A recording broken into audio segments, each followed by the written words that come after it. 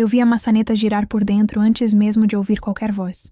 E foi ali, no corredor da casa da minha mãe, com o cheiro do bolo ainda vindo da cozinha e os parabéns prestes a começar na sala, que eu senti pela primeira vez que alguma coisa monstruosa estava escondida dentro da minha própria família. Se você gosta de relatos fortes como esse, se inscreve no canal agora, porque o que eu descobri no aniversário da minha mãe destruiu a imagem de duas pessoas que eu jurava conhecer. Até aquele dia, eu ainda acreditava que meu casamento com Renato era apenas cansado, não podre.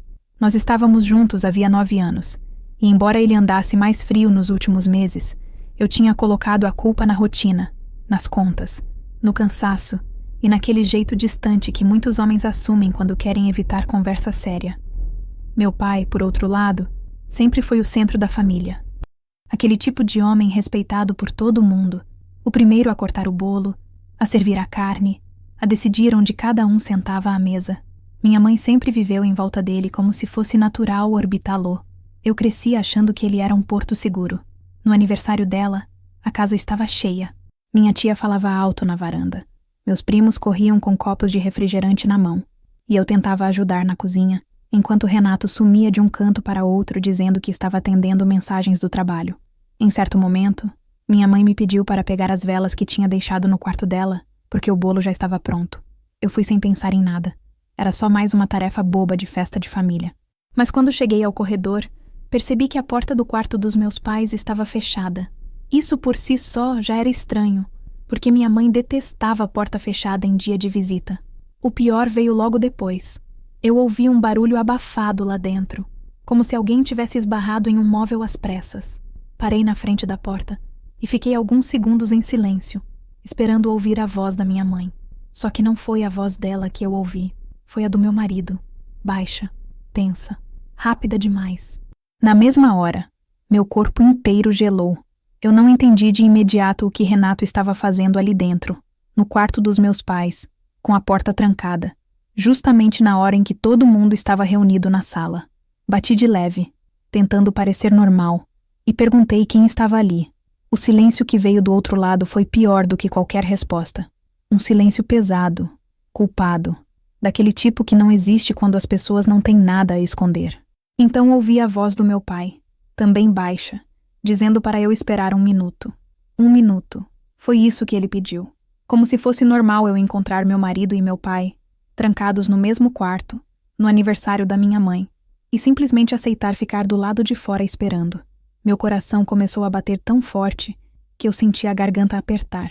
Foi nesse momento que eu deixei de me sentir filha, esposa, convidada.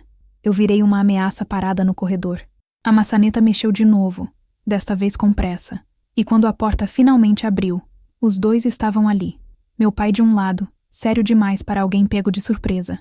Renato do outro, com o rosto vermelho e a camisa visivelmente torta, como se tivesse vestido às pressas, ou tentado ajeitar alguma coisa no corpo segundos antes. Nenhum dos dois conseguiu me olhar direito. E foi aí que eu soube. Eu ainda não tinha prova, ainda não tinha explicação, ainda não tinha coragem de aceitar o que meus olhos estavam começando a montar. Mas soube. Soube pelo jeito como meu pai recuou sem dizer nada. Soube pelo modo como Renato passou a mão no pescoço, evitando meu olhar. Soube porque, em 9 anos de casamento, eu aprendi a reconhecer o rosto do meu marido quando ele estava mentindo. E naquele corredor, ele estava apavorado. Se você chegou até aqui, comenta de que cidade você está ouvindo essa história, porque eu preciso saber se alguém aí já sentiu o chão sumir sem fazer barulho. Eu olhei para dentro do quarto procurando qualquer lógica que salvasse a cena, qualquer detalhe que me fizesse parecer louca por desconfiar. Mas a cama estava desarrumada demais para aquele horário, a colcha puxada de lado, e no chão, perto da poltrona onde minha mãe costumava deixar a bolsa, havia um presente de aniversário rasgado pela metade, como se alguém tivesse chutado sem querer. Meu pai foi o primeiro a tentar falar. Disse que Renato tinha ido ajudá-lo a pegar uma caixa no armário. Uma caixa. Foi essa a desculpa que ele escolheu me entregar com a cara mais dura do mundo. Eu olhei para o armário fechado, depois para as mãos vazias dos dois, depois para a camisa amarrotada do meu marido, e senti um nojo tão repentino que minha pele inteira pareceu rejeitar o ar daquele corredor. Renato tentou rir, mas saiu um som seco, falso, sem vida. Disse que eu estava com uma cara estranha, que era só isso mesmo, que eu estava imaginando coisa por causa do estresse. E foi ali que a primeira fissura virou uma ferida aberta, porque eu conhecia aquele tom. Era o mesmo tom que ele usava sempre que queria me fazer duvidar do que eu tinha acabado de ver, só que daquela vez havia uma diferença.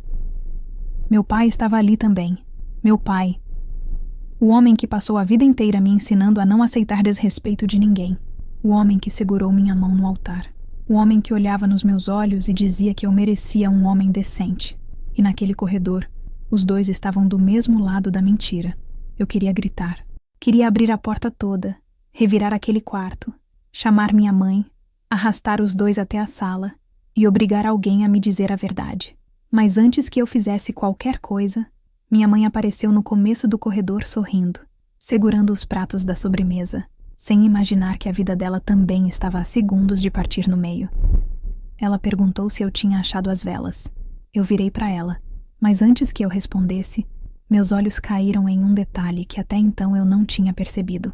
Em cima da cômoda, meio escondido atrás do porta-retrato do casamento dos meus pais, estava o relógio de Renato, o mesmo relógio que ele tinha jurado para mim, 1 hora antes, que tinha esquecido em casa.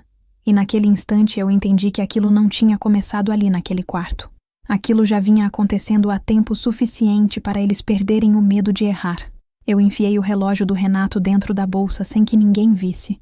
Fiz isso quase por instinto, como quem arranca uma farpa da pele antes que ela afunde mais. Minha mãe continuava sorrindo no fim do corredor, achando que eu ainda estava procurando velas, e eu precisei engolir tudo o que estava sentindo para não destruir o aniversário dela ali, na frente de todo mundo. Foi uma das coisas mais difíceis que já fiz na vida. Voltei para a sala com as pernas moles, o coração disparado e uma sensação insuportável de que eu estava entrando numa peça em que só eu ainda não sabia o roteiro. Renato veio logo atrás de mim, tentando parecer casual demais. Meu pai demorou um pouco mais para sair do quarto, e quando apareceu, já estava com a postura recomposta, a camisa alinhada e aquela expressão de homem sério que ele sempre usava quando queria impor silêncio sem levantar a voz. Só que para mim, a fantasia já tinha rasgado. Eu não conseguia mais olhar para nenhum dos dois sem lembrar da porta fechada, da cama mexida e do pedido absurdo para eu esperar do lado de fora, como se eu fosse uma estranha na casa da minha própria família. A festa continuou, ou pelo menos fingiu continuar. Minha tia pediu música. Meu sobrinho correu atrás de balão. Minha mãe foi até a mesa do bolo ajeitar os docinhos com aquele cuidado de quem acha que ainda está vivendo um dia feliz. E eu ali, sentada no sofá com a bolsa apertada no colo, sentindo o relógio do meu marido lá dentro, como se fosse uma prova pulsando junto do meu peito. Renato tentou sentar ao meu lado e tocar meu joelho por baixo da mesa, como fazia em público quando queria encenar normalidade. Eu puxei a perna no mesmo instante. Ele percebeu. Não disse nada, mas eu vi o maxilar dele travar. Meu pai, do outro lado da sala, também percebeu. E foi aí que começou uma troca de olhares entre os dois que teria passado despercebida para qualquer pessoa que não estivesse procurando exatamente aquilo. Só que eu estava. Eu estava vendo tudo agora. Cada segundo em que evitavam se encarar. Cada segundo em que se encaravam rápido demais. Cada pequeno gesto que antes eu chamaria de coincidência. Minha mãe pediu uma foto da família antes do parabéns. Todo mundo se juntou em volta dela, espremido perto da mesa. Eu fiquei de um lado, Renato do outro, e meu pai atrás da cadeira dela. O flash do celular da minha prima estourou bem na hora em que eu vi a mão do meu pai tocar as costas do meu marido. Não no ombro, não de um jeito casual, mas embaixo. Um toque rápido, mas íntimo demais para ser engano. Renato nem se mexeu, e eu senti um frio tão violento subir pela nuca que por um segundo achei que fosse cair. Era como se depois de ver a primeira rachadura, eu não conseguisse mais parar de enxergar o resto da estrutura desabando. Se você chegou até aqui, comenta de que cidade você está ouvindo essa história, porque eu preciso saber se alguém aí já teve que sorrir por fora enquanto a própria vida apodrecia por dentro. Quando o parabéns começou, eu não cantei. Fiquei olhando para minha mãe soprando a vela com os olhos brilhando, sem imaginar que o marido dela e o meu talvez estivessem carregando um segredo sujo havia mais tempo do que eu suportava pensar. Aquilo me rasgava de um jeito ainda pior, porque não atingia só a mim. Atingia ela também. A mulher que passou a manhã inteira temperando carne, arrumando mesa, escolhendo roupa para tirar foto com a família. A mulher que ainda olhava para o meu pai com carinho de costume, sem desconfiar que ele podia estar destruindo 2 casas ao mesmo tempo. Eu me levantei antes do bolo ser cortado e fui para a cozinha fingir que precisava buscar pratos. Na verdade, eu precisava respirar, ou tentar. Apoiei as 2 mãos na pia e fiquei olhando a própria cara no vidro escuro da janela, mas nem meu reflexo parecia meu naquela hora. Foi então que ouvi passos atrás de mim. Achei que fosse minha mãe. Não era. Era meu pai. Ele entrou na cozinha devagar, fechou a porta de correr até a metade e ficou me observando em silêncio por 2 ou 3 segundos. Aquilo já foi o suficiente para me deixar pior, porque ele não entrou com cara de pai preocupado. Entrou com cara de homem que queria controlar um dano. Perguntou por que eu estava com aquela expressão. Eu virei para ele sem conseguir mais fingir.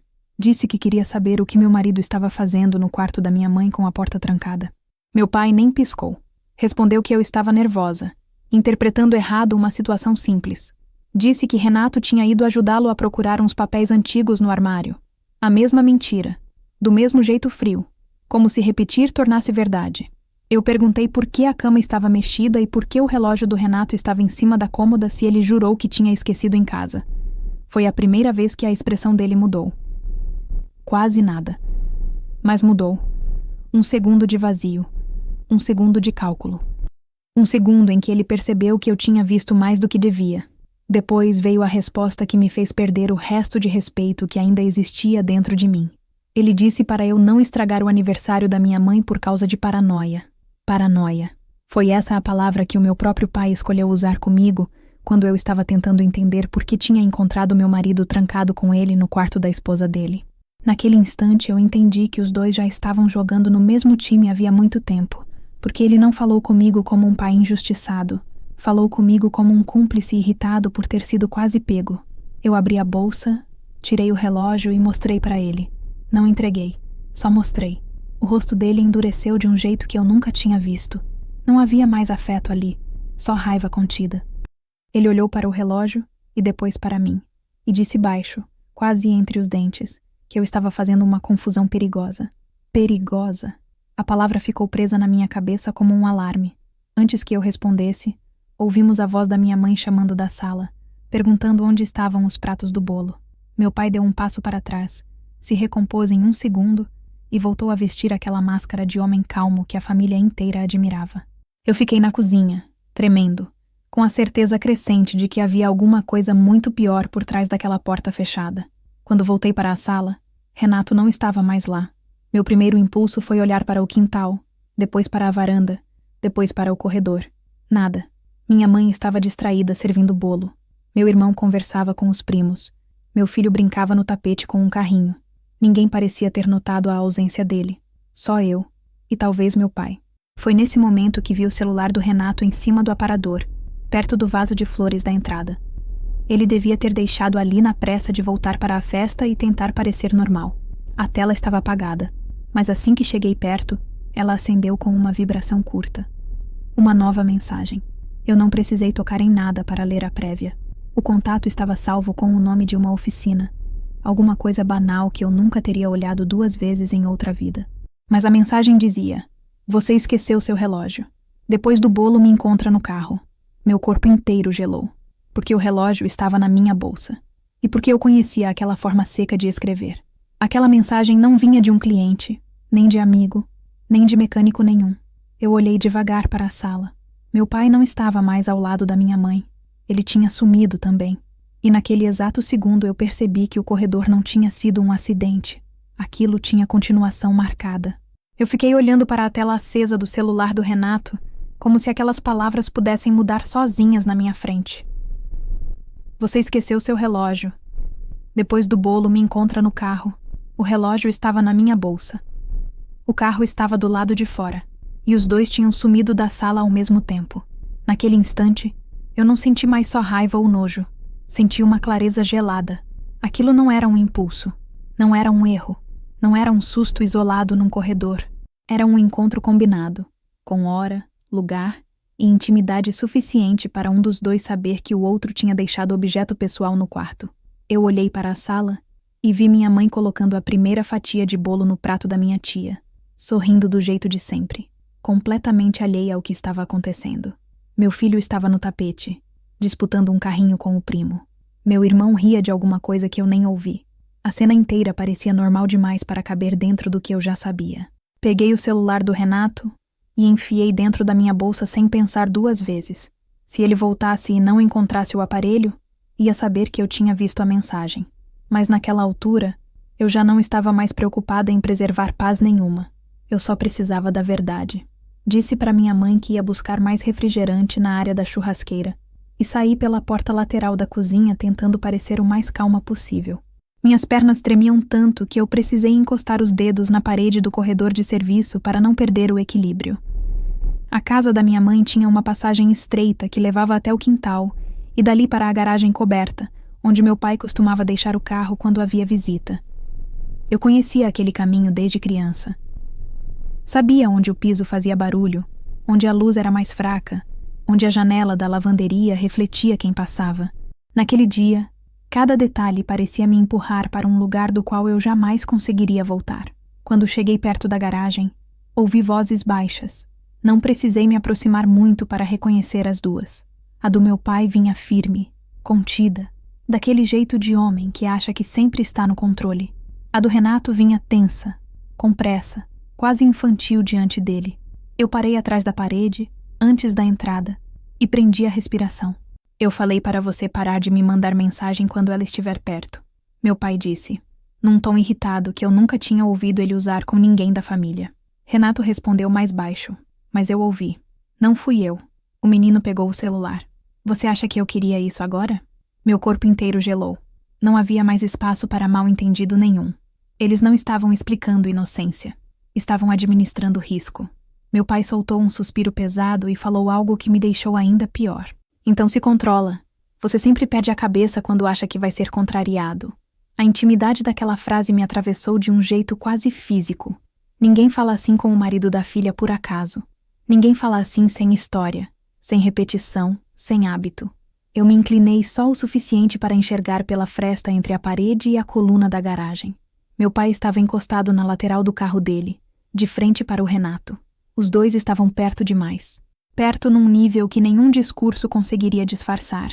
A mão do meu pai estava no peito dele, espalmada, subindo e descendo num gesto lento, possessivo, como se estivesse acalmando um homem que já conhecia de verdade, sem máscaras, sem pressa. Renato estava com a cabeça baixa, mas não se afastava. Não havia susto ali. Não havia resistência. Havia costume. Havia uma intimidade suja, antiga, confortável demais. E então, meu pai ergueu a mão até o rosto dele e segurou o queixo do meu marido, como quem obriga alguém a olhar nos seus olhos. Escuta o que eu estou dizendo. Você vai voltar para aquela sala, vai sorrir para sua esposa e vai agir como homem. Hoje não é o dia de estragar tudo. Minha visão escureceu por um segundo. Sua esposa. Foi assim que ele falou de mim. Não filha, não meu nome, não alguém ferido, apenas uma peça que precisava continuar no lugar até ser conveniente remover. Renato passou a mão pelos cabelos e respondeu num tom que parecia mistura de medo e irritação. Eu não aguento mais fingir. Meu pai rebateu na mesma hora. Aguentou até agora. Aguenta mais um pouco. Foi aí que eu peguei meu celular e comecei a gravar.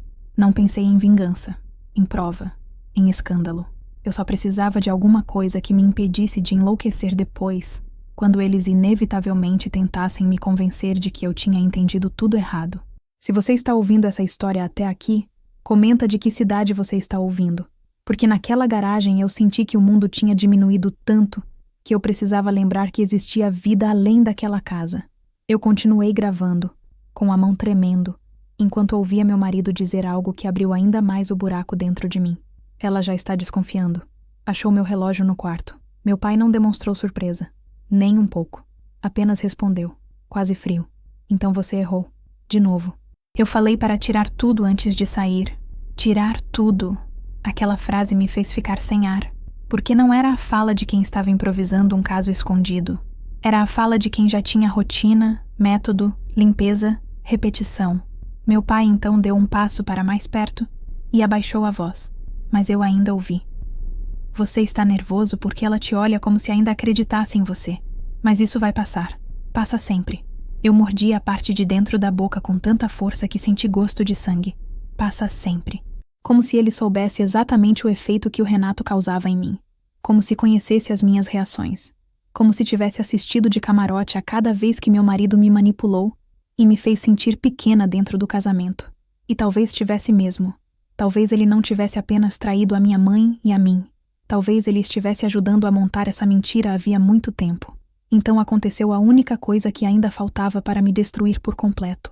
Meu pai puxou Renato pela nuca e beijou ele. Não foi um toque rápido de desespero. Não foi um gesto confuso. Foi um beijo de quem já fez aquilo muitas vezes. Com segurança, com posse, com a arrogância de achar que ninguém nunca descobriria. Eu fiquei paralisada atrás da parede, vendo meu marido retribuir sem hesitar, sem culpa, sem sequer olhar para os lados. Naquele instante, eu entendi que não estava diante de uma suspeita, nem de uma fantasia horrível da minha cabeça. Eu estava vendo, com meus próprios olhos, o homem com quem eu dividi 9 anos de vida, beijando o meu pai no quintal da casa, onde minha mãe comemorava o próprio aniversário. O som de um prato quebrando na cozinha me fez voltar ao corpo. Alguém na casa devia ter deixado alguma coisa cair. Os dois se afastaram rápido, mas não o suficiente para apagar o que eu já tinha visto. Meu pai foi o primeiro a falar de novo, mais baixo, mais urgente. Presta atenção em mim. Depois que eu resolver a transferência, você para de surtar. Já usei dinheiro demais para organizar essa saída. Meu sangue gelou. Transferência. Dinheiro. Saída. Renato perguntou tenso se estava tudo certo com a aplicação. Meu pai respondeu sem pensar 2 vezes. Está. Ela nunca olha aquilo. E mesmo que olhasse, não entenderia. Eu senti o chão desaparecer. Não porque eles estavam juntos. Isso, por mais monstruoso que fosse, eu já tinha visto. Mas porque naquele segundo, eu entendi que havia mais. Muito mais. Não era só desejo escondido. Tinha dinheiro. Tinha plano. Tinha alguma coisa sendo organizada nas minhas costas com a certeza de que eu era ingênua demais para perceber. E antes que eu pudesse processar o que tinha acabado de ouvir, o celular do Renato vibrou dentro da minha bolsa. Eu puxei o aparelho com a mão trêmula, e a nova mensagem que apareceu na tela fez meu coração parar por um instante. Não era da tal oficina. Não era de contato falso nenhum. Era de um nome salvo sem disfarce, curto, direto, íntimo demais para deixar dúvida. Pai. E a mensagem dizia apenas uma frase. Se ela abrir o extrato antes de amanhã, acabou. Eu fiquei olhando para aquela mensagem como se o celular tivesse virado uma arma dentro da minha bolsa. Se ela abrir o extrato antes de amanhã, acabou. Meu corpo inteiro começou a tremer de um jeito que já não era só dor. Era instinto. Era a sensação de que, se eu não entendesse naquele minuto o que estava acontecendo, iam arrancar de mim alguma coisa que talvez eu nunca mais recuperasse. Do outro lado da parede, meu pai e Renato ainda falavam baixo, sem imaginar que eu tinha ouvido tudo, visto tudo. E agora segurava nas mãos a prova de que aquilo não era apenas uma traição escondida no escuro. Havia dinheiro no meio. Havia plano. Havia pressa. E havia uma certeza cruel de que eu era a única pessoa naquela família inteira que ainda não sabia o tamanho do buraco em que estava vivendo. Eu me afastei da garagem quase sem sentir os pés, tentando fazer o mínimo de barulho possível, com a respiração curta e o coração batendo tão forte que eu tinha medo de que eles ouvissem. Entrei pela lavanderia, atravessei o corredor de serviço e fui direto para o banheiro pequeno perto da cozinha. Tranquei a porta e apoiei as 2 mãos na pia porque minhas pernas simplesmente não obedeciam mais. Depois, puxei o celular do Renato de novo, relendo a mensagem 1, 2, 3 vezes, como se a repetição fosse me preparar para o que vinha a seguir. Não preparou. Porque no instante em que abri o aplicativo do banco no meu próprio telefone, com os dedos tão trêmulos que quase errei a senha 2 vezes, eu entendi que a minha humilhação era só uma parte de uma coisa muito mais nojenta. A conta conjunta que eu e Renato usávamos para a casa estava quase vazia, não zerada, porque homem covarde raramente some de uma vez só. Eles deixam aparência de normalidade para ganhar mais algumas horas, mas vazia o suficiente para eu sentir o sangue gelar. Havia transferências feitas nas últimas semanas em valores quebrados, sempre abaixo do que chamaria a atenção num primeiro olhar, sempre em horários em que eu estava trabalhando, cozinhando, ajudando meu filho com tarefa, ou simplesmente confiando que a vida que eu estava sustentando era real. O destinatário aparecia com nome de empresa, uma imobiliária, depois outra transferência para um escritório, depois outra, para uma conta que eu não reconheci, e foi aí que o ar faltou de vez. Porque uma das saídas tinha como descrição o resgate parcial da aplicação que eu e Renato abrimos para o futuro do nosso filho. Aquela aplicação, a mesma sobre a qual meu pai tinha acabado de dizer na garagem, com a frieza de quem comenta o tempo, que eu nunca olhava, e que mesmo se olhasse não entenderia. Eu mordi a mão para não gritar, não porque estava surpresa com a covardia do Renato. Aquela já tinha rosto, cheiro e prova, mas porque meu pai conhecia até o dinheiro do meu filho. Sabia onde estava, sabia como mexer, sabia o que tirar sem me fazer perceber. Isso significava uma coisa simples e horrível. Ele não era apenas o amante escondido do meu marido. Ele estava dentro do plano. Talvez tivesse sido o arquiteto desde o início. Eu comecei a descer o histórico da conta como quem enfia a mão num poço, sem saber o que vai encontrar no fundo. Quanto mais eu via, pior ficava. Não era só a aplicação do meu filho. Havia transferências menores saindo havia meses, sempre com justificativas banais que Renato me dava sem que eu sequer pedisse, porque confiança é isso. A gente vai aceitando pequenas explicações até virar cenário da própria ruína. Taxa extra, manutenção do carro, ajuda para um fornecedor, pagamento de material, adianto de serviço. Tudo mentira. Tudo pedaços da minha vida sendo desmontados enquanto eu ainda lavava a roupa dele e arrumava a mesa para ele sentar.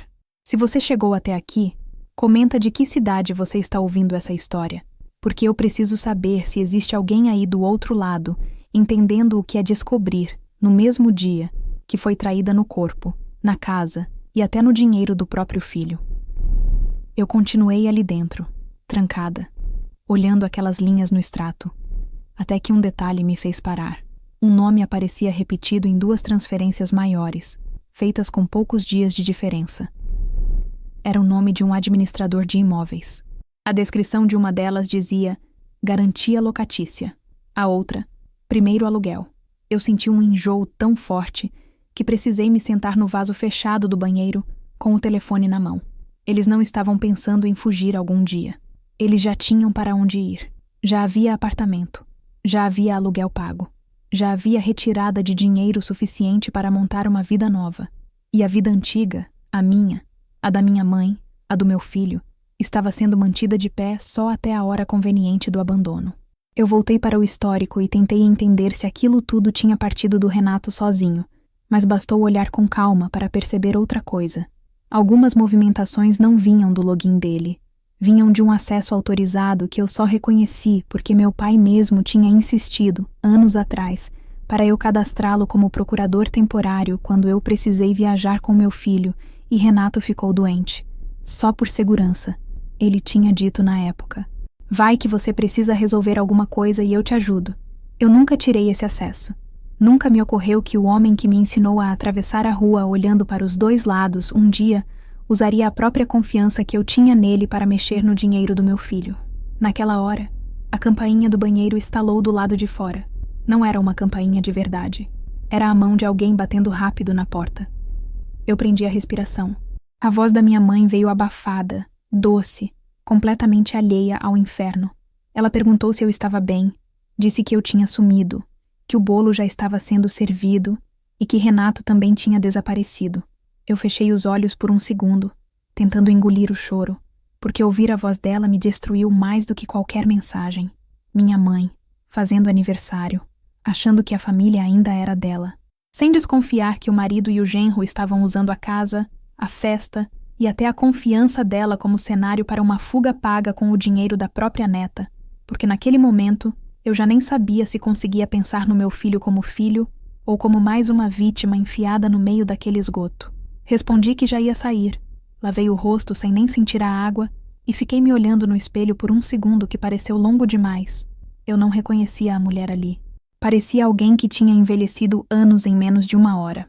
Só que, no fundo do susto, alguma coisa mais fria começava a nascer. Não era força ainda. Era precisão.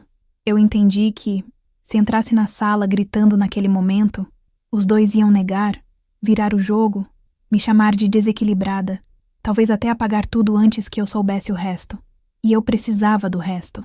Precisava do tamanho inteiro da podridão. Saí do banheiro com o rosto recomposto do jeito que deu e encontrei minha mãe no corredor, segurando um prato de bolo para mim.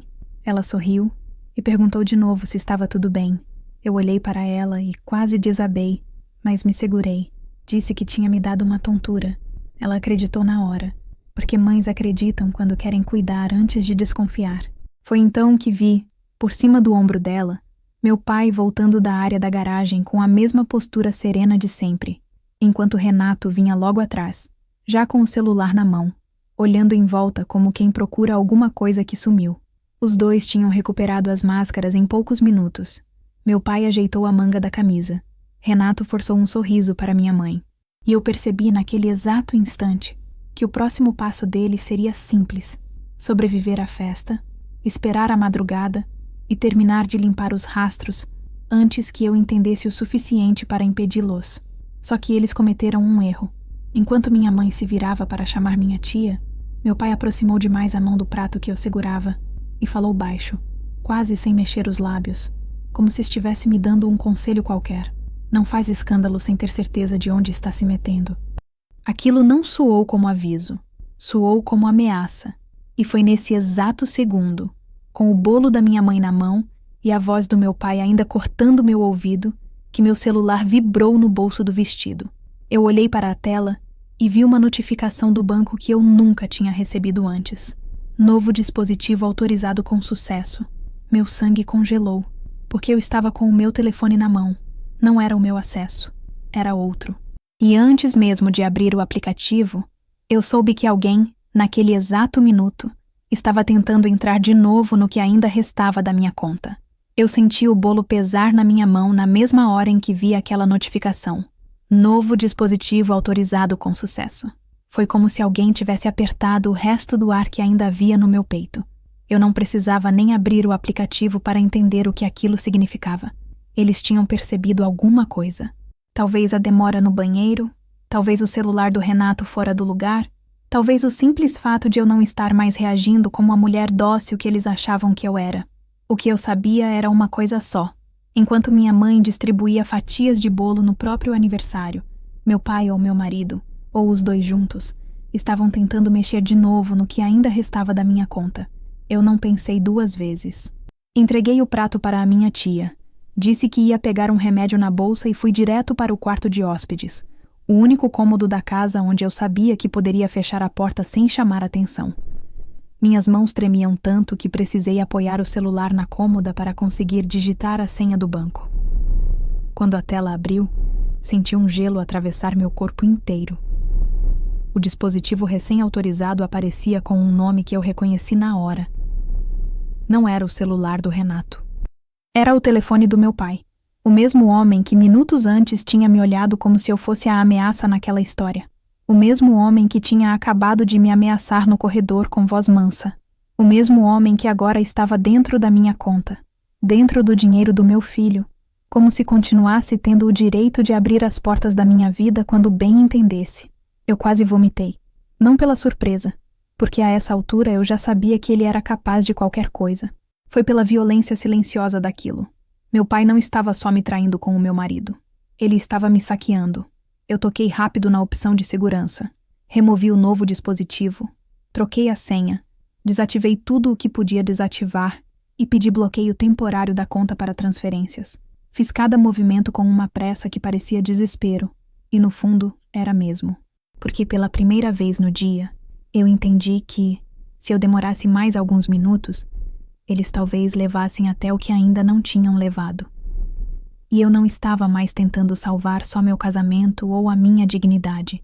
Eu estava tentando impedir que dois homens covardes roubassem o futuro do meu filho enquanto fingiam ser família na sala ao lado.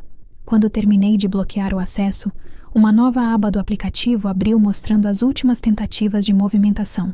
Havia uma programada para dali a 40 minutos. 40 minutos. O valor era alto o suficiente para me fazer sentar na beira da cama e fechar os olhos por um segundo. Não era um teste. Não era uma pequena retirada para ganhar tempo. Era o resto. Eles iam limpar tudo naquela mesma noite. E o destinatário não era a imobiliária. Era uma conta de pessoa física no nome do meu pai. Eu fiquei olhando para aquele nome na tela, sem conseguir acreditar no nível de frieza daquilo. Ele não estava só ajudando o Renato a sair da minha vida. Ele estava lucrando em cima da minha ruína. Foi então que o quebra-cabeça começou a encaixar de um jeito ainda mais sujo dentro da minha cabeça. As transferências menores, o acesso mantido por anos, a segurança com que ele falava da aplicação, a forma como tratava o Renato na garagem, a autoridade com que dizia o que devia ser apagado, movido, escondido. Meu pai não tinha sido arrastado para aquela história. Ele era o eixo. Talvez o caso tivesse começado com desejo, mas o resto tinha método. E método é coisa de quem pensa muito antes de destruir. Se você está ouvindo essa história até aqui, se inscreve no canal para não perder os próximos relatos, porque naquela noite eu descobri que traição não é só corpo. Às vezes ela veste o rosto de quem te criou e aprende a roubar sorrindo. Eu ainda estava tentando respirar quando ouvi passos no corredor. Não eram passos da minha mãe. Eram mais pesados, mais decididos. Apaguei a tela do celular na mesma hora. A maçaneta mexeu. Meu coração quase saiu pela boca. Está aí dentro? Era a voz do Renato. Baixa demais para parecer preocupação de verdade. Eu respondi que estava trocando o absorvente porque tinha me sentido mal. Foi a primeira mentira útil que consegui pensar. Houve um segundo de silêncio do lado de fora, e depois ele respondeu com aquela voz mansa que usava sempre que queria parecer o marido atencioso que nunca foi de fato. Disse que eu tinha sumido e que minha mãe estava perguntando por mim. Eu esperei ele se afastar antes de respirar de novo. Quando saí do quarto, vi de longe que ele já estava na sala com o braço apoiado no encosto da cadeira da minha mãe, sorrindo para uma prima minha como se nada tivesse acontecido. Meu pai estava do outro lado, servindo refrigerante para os convidados. Os dois pareciam tão integrados à cena que por um segundo eu senti uma vontade absurda de começar a gritar no meio de todo mundo. Mas não gritei, porque agora eu tinha prova, tinha extrato, tinha gravação e, acima de tudo, tinha a sensação de que ainda faltava alguma coisa. Faltava a parte mais podre. E eu sabia disso porque, quando voltei para perto da mesa, meu pai levantou os olhos e me encarou por um segundo longo demais. Foi um olhar estranho. Não era só vigilância. Era cálculo. Como se ele estivesse tentando entender até onde eu já sabia e qual seria o próximo movimento dele antes do meu. Minha mãe me puxou pela mão e disse para eu sentar do lado dela para cortar o bolo direito. Eu sentei. Sentei ao lado da mulher que tinha passado a vida inteira dividindo a cama com um homem que eu já não reconhecia como pai. Enquanto ela cortava a segunda fatia, eu vi um detalhe que me fez gelar da cabeça aos pés. A aliança do meu pai não estava mais na mão dele. Meu coração disparou na mesma hora. Não porque eu achasse que aquela aliança tinha qualquer valor moral depois do que eu tinha visto, mas porque meu pai nunca tirava a aliança. Nunca. Nem para dormir, nem para tomar banho. Minha mãe mesma costumava brincar que aquele anel já tinha virado parte do corpo dele. E naquele instante, ele estava sem ela. Eu forcei a voz para sair normal e perguntei, quase num tom casual, se ele tinha machucado a mão. Meu pai olhou rapidamente para os próprios dedos, como se tivesse esquecido daquele detalhe, e respondeu que devia ter deixado a aliança no banheiro depois de lavar as mãos. Mentira. Eu sabia que era mentira antes mesmo de ele terminar a frase, porque eu conhecia o banheiro onde ele tinha dito que esteve. Eu tinha acabado de sair de lá. Não havia aliança nenhuma. Então algo me acertou com a força de uma pancada. O quarto da minha mãe, a cama desarrumada, o presente rasgado, o relógio do Renato. E agora a aliança do meu pai desaparecida. Eu esperei a primeira chance de levantar da mesa e fui de novo para o corredor. O quarto dos meus pais ainda estava entreaberto, como se o dia inteiro estivesse me empurrando de volta para aquele lugar. Entrei com o coração na garganta e fechei a porta devagar atrás de mim. O cheiro do perfume da minha mãe ainda estava no ar, misturado a outro cheiro que eu me recuso até hoje a nomear. Fui direto até a lateral da cama e me ajoelhei no chão, sem nem saber exatamente o que estava procurando. Talvez o anel, talvez mais uma prova, talvez alguma explicação impossível que me devolvesse metade da sanidade. E foi então que eu vi. Debaixo da cama, meio escondido na sombra, havia um pequeno estojo preto de veludo. Não era da minha mãe. Eu tinha certeza. Peguei o estojo com a mão trêmula, abri devagar e senti o mundo girar quando vi o que havia ali dentro. Não era a aliança do meu pai. Era outra joia, uma pulseira masculina de prata, bonita, discreta, dessas que um homem compra para outro homem quando quer marcar alguma coisa sem chamar atenção. Dentro do estojo havia um cartão dobrado, e quando eu abri, reconheci a letra do meu pai na mesma hora. Para o homem com quem eu devia ter vivido desde o começo, hoje à noite, sem volta. Eu fiquei sem ar, porque até aquele momento eu ainda achava que estava assistindo a uma traição monstruosa. Mas aquele bilhete dizia outra coisa. Dizia escolha. Dizia plano antigo. Dizia que o aniversário da minha mãe talvez não tivesse sido apenas o cenário da descoberta. Talvez fosse a data escolhida para o abandono. E, antes mesmo de eu conseguir fechar o estojo, ouvi a voz da minha mãe do outro lado da porta, chamando meu nome, dizendo que queria me mostrar uma coisa no armário antes dos convidados irem embora. A mesma mãe que eu estava tentando proteger. A mesma mãe que ainda não sabia que, dentro do quarto dela, eu segurava nas mãos a prova de que aquela noite tinha sido marcada para destruir a vida dela também. Eu escondi o estojo dentro da minha bolsa antes de abrir a porta, porque naquele momento eu já não confiava em mais ninguém naquela casa além da minha mãe, e mesmo nela eu só confiava porque ainda não tinha coragem de aceitar que talvez eu nem soubesse mais o que significava conhecer alguém de verdade. Quando abri, ela estava com aquele sorriso cansado de quem passou o dia inteiro cuidando de tudo, e mesmo assim, ainda arrumava espaço para pensar nos outros. Ela disse que queria me mostrar uma caixa antiga no armário, uma caixa com algumas joias da minha avó, que ela estava separando para mim havia semanas, mas que sempre esquecia de entregar. Foi isso que me matou por dentro. Enquanto eu segurava na bolsa a prova de que o marido dela e o meu estavam prestes a abandonar duas famílias na mesma noite, ela queria me dar uma lembrança de família. Eu segui minha mãe até o guarda-roupa tentando controlar a respiração, e quando ela abriu a porta da parte esquerda do armário, o mundo pareceu parar de novo. Atrás dos vestidos dela, meio empurrada para o fundo, havia uma mala pequena de couro marrom. Não era da minha mãe. Era do meu pai. Eu reconheci na mesma hora porque fui eu quem deu aquela mala a ele num dia dos pais. Anos antes, quando ainda achava que aquele homem era incapaz de ferir alguém daquela forma. Minha mãe franziu a testa ao vê-la ali e perguntou por que ele tinha colocado a mala dentro do armário dela. A voz saiu leve no começo, quase confusa, mas eu ouvi a mudança no tom no instante seguinte, porque a mala não estava vazia, ela estava pesada. Eu dei um passo mais perto e senti o coração bater na garganta quando minha mãe puxou a alça e a trouxe para a frente. O zíper já estava meio aberto. Bastou isso para vermos, logo de cara, 2 camisas dobradas, uma nécessaire, um carregador, documentos e uma pasta transparente com papéis que não deveriam estar ali. Minha mãe me olhou com um susto genuíno, daqueles que nascem antes do cérebro conseguir inventar alguma desculpa. Ela perguntou, mais para si mesma do que para mim, por que seu pai arrumaria mala no meu aniversário? Eu não respondi, porque naquele instante eu percebi que a resposta já estava diante de nós duas, escancarada, e que qualquer palavra minha só serviria para apressar uma dor que já vinha correndo na nossa direção desde muito antes daquele dia. Minha mãe se ajoelhou no chão e abriu a mala de vez. Eu fiz o mesmo ao lado dela. Não havia improviso ali. Aquilo não era uma mochila com roupa de academia nem uma mala deixada por acaso. Era uma saída planejada. Tinha cuecas, remédios, carteira de trabalho, escova de dentes, pastas com documentos, uma camisa social passada e até o perfume que ele usava quando queria parecer arrumado em jantar de família. Mas o que me fez perder o ar foi o que estava na pasta transparente. O contrato de aluguel de um apartamento no nome dele, o mesmo endereço que eu tinha visto no extrato, e um recibo de calção pago com valor idêntico ao que havia saído da nossa conta conjunta. Minha mãe pegou os papéis com a mão trêmula e começou a ler sem entender no começo, como se o cérebro dela se recusasse a aceitar que aquilo tinha sido preparado sem que ela soubesse. Eu vi a expressão dela mudar devagar, a confusão virando susto, o susto virando medo. Ela levantou os olhos para mim e perguntou se eu sabia de alguma coisa.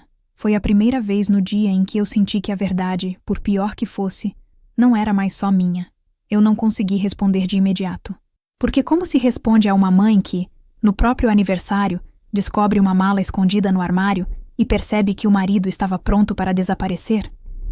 Como se diz para essa mulher que isso não era tudo, que a mala era só o começo, que o homem dela não estava fugindo sozinho, e que o nome do companheiro de fuga era o do próprio genro? Eu estava tentando encontrar algum jeito de não esmagar minha mãe de uma vez, só quando vi um segundo compartimento dentro da mala. Um bolso interno, fechado com botão. Abri quase sem pensar. Dentro havia um molho de chaves, uma pulseira masculina idêntica à do estojo que eu tinha escondido e um envelope branco já amassado, como se tivesse sido aberto e fechado várias vezes. No envelope, a letra do meu pai aparecia de novo, firme, segura, íntima demais para permitir dúvida. Não estava escrito o nome da minha mãe. Estava escrito Renato. Eu senti meu corpo inteiro endurecer. Minha mãe percebeu na mesma hora que eu tinha visto alguma coisa importante e estendeu a mão para o envelope, mas eu fui mais rápida. Abri. Lá dentro havia uma carta curta, escrita à mão, sem data, sem assinatura no final, porque quem escreveu tinha certeza de que não precisava se identificar. A primeira linha foi o bastante para eu entender que a podridão daquela história era muito mais antiga do que eu imaginava. Esperei anos para ter coragem de te prometer isso. Eu continuei lendo com a visão embaralhada e as mãos tremendo, enquanto minha mãe me olhava em silêncio, tentando decifrar meu rosto antes mesmo de ouvir qualquer palavra. A carta falava em recomeço, em vida nova, em largar as aparências, em parar de viver pela metade. Falava do apartamento, do dinheiro, da noite daquele aniversário como um marco que os dois tinham combinado fazia tempo. Mas o pior veio na última dobra do papel. Uma fotografia caiu no chão antes que eu terminasse de ler. Eu a peguei primeiro que minha mãe. E foi nesse instante que o mundo virou de um jeito que eu não achei mais que fosse possível. Na foto estavam meu pai e Renato, muito mais jovens, abraçados de um jeito que nenhum sogro e genro jamais ficariam por acaso. Renato parecia quase um menino. Meu pai estava com menos rugas, cabelo mais escuro, sorriso aberto. Eles estavam numa praia que eu reconheci de uma viagem antiga da minha família. No verso da foto, havia uma data, 11 anos antes. 11. Eu e Renato estávamos juntos havia 9. Isso significava que eles já se conheciam antes de ele entrar na minha vida. Muito antes. Se você está ouvindo essa história até aqui, se inscreve no canal, porque naquele momento eu descobri que não tinha me casado com um homem que se perdeu no meio do caminho. Eu tinha me casado com um homem que já vinha do meu pai antes mesmo de chegar até mim. Minha mãe viu a minha expressão mudar e puxou a foto da minha mão. Eu nunca vou esquecer o som que ela fez quando leu a data. Não foi um grito. Foi pior. Foi um som baixo, quebrado, como se alguma coisa dentro dela tivesse cedido de uma vez. Ela olhou para mim, depois para a foto, depois para a mala aberta no chão e começou a balançar a cabeça devagar, repetindo que aquilo não fazia sentido, que aquilo não podia ser verdade, que Renato só tinha entrado na nossa família anos depois. Eu queria mentir. Queria dizer que havia alguma explicação. Queria segurar aquela mulher e poupá-la por mais 5 minutos de inferno. Mas eu já não tinha esse direito, porque o que estava no chão entre nós não era suspeita. Era uma vida dupla montada há mais de uma década. Minha mãe então puxou a foto mais para perto do rosto, como se procurasse um detalhe que salvasse a sanidade dela. E foi aí que tudo piorou de novo, porque no canto da imagem, quase fora de enquadramento, aparecia parte do corpo de uma terceira pessoa. Só um pedaço do vestido, uma mão segurando uma bolsa e um anel que eu reconheci na mesma hora. Era meu. Aquele era o vestido que usei na viagem em que meu pai me apresentou ao Renato, dizendo que ele era filho de um conhecido do trabalho e que estava passando por uma fase difícil. Aquela foto tinha sido tirada no mesmo fim de semana em que eu conheci o homem que depois virou meu marido. Meu sangue gelou. Meu pai não só já conhecia o Renato antes de mim. Foi ele quem colocou o Renato no meu caminho. Minha mãe levantou os olhos lentamente para mim, branca, trêmula, sem conseguir piscar direito. E antes que qualquer uma de nós dissesse uma palavra, ouvimos passos firmes no corredor e a voz do meu pai do outro lado da porta perguntando, num tom calmo demais para quem estava prestes a ser desmascarado, se a gente tinha encontrado o que estava procurando. Eu senti meu corpo inteiro endurecer quando ouvi a voz do meu pai do outro lado da porta. Não era a voz de um homem assustado. Não era a voz de alguém acuado pelo risco de perder a família. Era a mesma voz firme, baixa e controlada de sempre, como se ele ainda acreditasse que podia entrar naquele quarto, recolher a mentira do chão e guardar tudo de volta no lugar. Minha mãe estava ajoelhada ao meu lado com a foto numa mão e a carta na outra, branca como se tivessem tirado todo o sangue do rosto dela. Eu levantei antes que ela respondesse qualquer coisa e fui até a porta com uma calma que eu não sentia de verdade. Abri. Meu pai estava sozinho no corredor, com a mão ainda perto da maçaneta, já pronto para sustentar mais uma versão. Só que, no instante em que ele viu a mala aberta no chão, o envelope rasgado e a foto na mão da minha mãe, eu percebi pela primeira vez um traço de susto real no rosto dele. Foi rápido, quase nada, mas eu vi. E foi esse quase nada que me deu a certeza de que naquele momento, o homem que passou a vida inteira controlando tudo, tinha finalmente perdido o controle de alguma coisa. Ele tentou entrar no quarto, mas eu fiquei na frente. Perguntei desde quando. Não gritei, não tremi, não chorei. Só perguntei desde quando, olhando nos olhos dele do jeito que filha nenhuma deveria precisar olhar para o próprio pai. Ele respirou fundo e, por um segundo, ainda pareceu considerar mentir. Só que minha mãe levantou a foto e mostrou a data para ele sem dizer uma palavra. 11 anos. O silêncio que se formou ali foi tão pesado que eu ouvi a música da sala continuar ao longe, os talheres batendo em prato, os convidados rindo sem imaginar que, do outro lado daquele corredor, uma família inteira estava apodrecendo em pé. Meu pai fechou os olhos por um segundo e depois entrou no quarto mesmo sem eu sair totalmente da frente. Não pediu licença. Não tentou me tocar.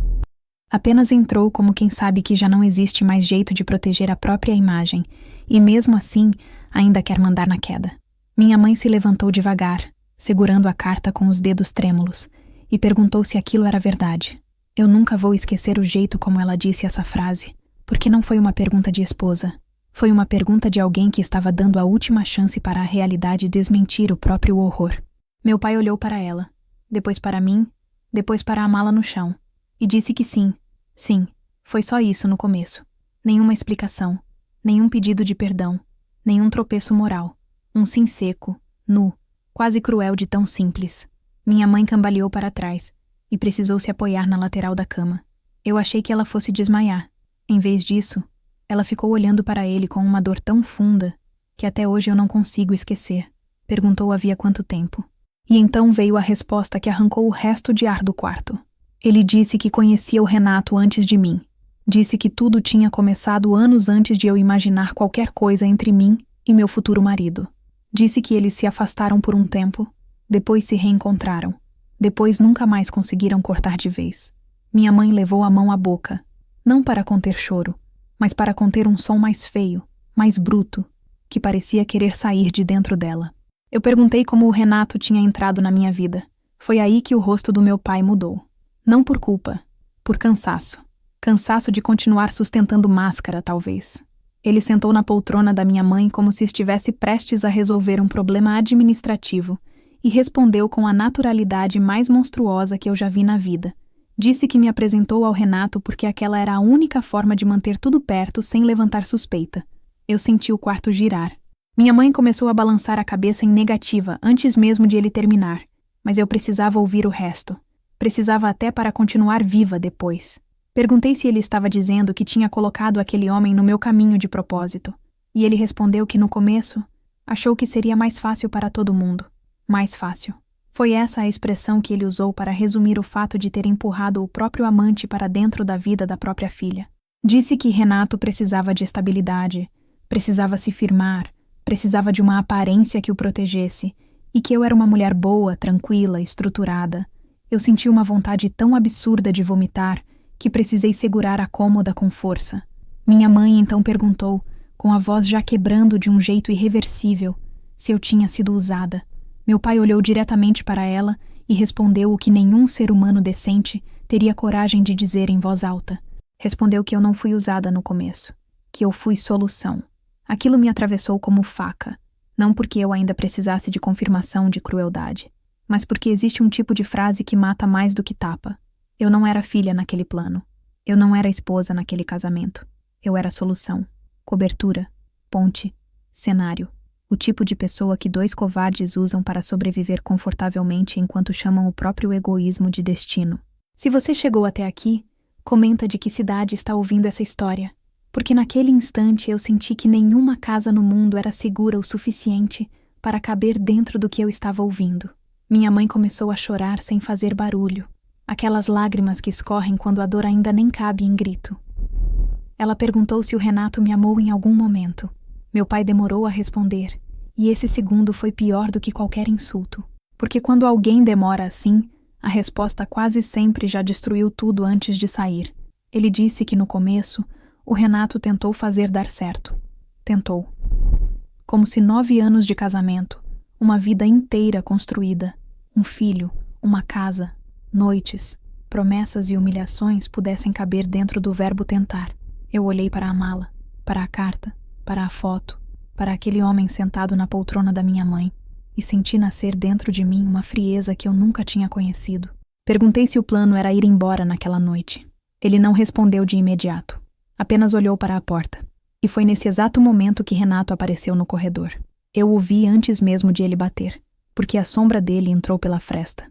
Quando abriu a porta e deu de cara comigo, com a mala aberta, com a minha mãe chorando e com o meu pai já sem máscara, o rosto dele perdeu toda a cor.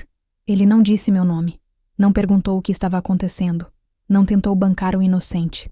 Só entrou, fechou a porta atrás de si e ficou em silêncio, entendendo que a última encenação tinha acabado.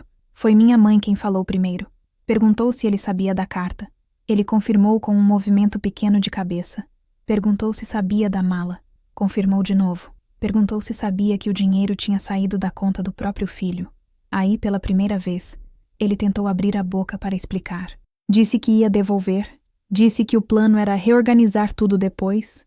Disse que ninguém ia ficar desamparado, como se roubar o futuro de uma criança e usar a esposa como escudo pudesse ser resolvido com linguagem de planilha. Foi então que eu me aproximei dele e perguntei a única coisa que realmente importava para mim naquela hora. Perguntei se algum dia ele me escolheu de verdade. Renato me olhou com um tipo de tristeza que talvez, em outra vida, tivesse me confundido. Naquela, só me deu mais nojo. Ele respondeu que gostava de mim. Gostava. Eu ri. Pela primeira vez naquela noite, eu ri. Não de humor. De incredulidade pura, porque gostar é coisa que a gente sente de cachorro, de vizinho, de colega antigo. Gostar não sustenta casamento, não justifica manipulação, não limpa o corpo de ninguém depois de 9 anos de mentira. Minha mãe, então, fez o que eu não tive forças para fazer. Deu um tapa na cara do meu pai com tanta força que o estalo ecoou no quarto. Não foi escândalo, foi sentença. Ela apontou para a porta e mandou os dois saírem do quarto dela. Os dois. Como se, finalmente, ela tivesse entendido que não existia marido e genro ali dentro. Existiam 2 homens da mesma mentira. Só que antes que qualquer um deles se mexesse, eu peguei o celular da bolsa, abri a gravação da garagem e apertei o play. A voz do meu pai encheu o quarto na mesma hora. Fria, íntima, mandando o Renato sorrir para a esposa, dizendo que hoje não era dia de estragar tudo, falando da transferência, da aplicação, da saída organizada com dinheiro demais. O rosto dos dois mudou na mesma hora. Meu pai se levantou. Renato deu um passo na minha direção. E eu ergui a mão na frente deles. Não para me defender, mas para avisar. Disse que aquele áudio já não estava só comigo. Era mentira. Ainda estava. Mas eles não tinham como saber. Eu vi o pânico atravessar os dois pela primeira vez de verdade. Não o pânico de serem julgados. O pânico de perderem o controle da narrativa. E foi nesse instante que alguém bateu forte na porta do quarto. Não era convidado perdido. Não era minha tia. Era meu irmão. Ele abriu antes mesmo de esperarmos resposta e entrou com o rosto transtornado, segurando o próprio celular na mão. Disse que precisava saber o que estava acontecendo porque tinha acabado de receber uma ligação do gerente do banco perguntando se a família estava autorizando o acionamento da polícia. Eu senti o sangue congelar. Meu irmão levantou o telefone, olhou para o meu pai e depois para o Renato, e completou com a voz mais dura que já ouvi sair dele. A conta não tinha sido só mexida, tinha acabado de ser sinalizada por tentativa de fraude em nome de uma pessoa morta. Meu irmão entrou no quarto com o rosto duro de um jeito que eu nunca tinha visto, como se ele ainda não soubesse o que estava acontecendo ali dentro, mas já tivesse entendido que qualquer versão normal tinha acabado. Ele ficou alguns segundos olhando para a mala aberta no chão, para a foto antiga na mão da minha mãe, para mim, para o Renato e para o nosso pai, até que repetiu, mais devagar, o que tinha acabado de dizer. O banco tinha ligado, perguntando se a família estava autorizando o acionamento da polícia porque havia uma tentativa de fraude vinculada ao CPF de uma pessoa morta. Ninguém respondeu na hora. Meu pai foi o primeiro a se mexer, mas não para se explicar. Foi para tentar retomar a postura de quem manda. Disse que aquilo devia ser algum erro do sistema, alguma confusão de cadastro, alguma bobagem de banco em fim de expediente. Só que meu irmão não tirou os olhos dele. Perguntou com a voz baixa se ele queria mesmo continuar mentindo diante de tudo o que já estava aberto naquele quarto. Minha mãe então fez a pergunta que eu não tive coragem de fazer primeiro. Ela quis saber o nome. Meu irmão olhou para ela e respondeu sem rodeio. O nome era da mãe dela, da minha avó, morta havia 6 anos. Eu vi minha mãe perder a cor no mesmo instante. Não foi só o choque pela fraude, foi a compreensão brutal do que aquilo significava. O meu pai tinha mantido acesso a uma conta ligada ao inventário da mãe dela.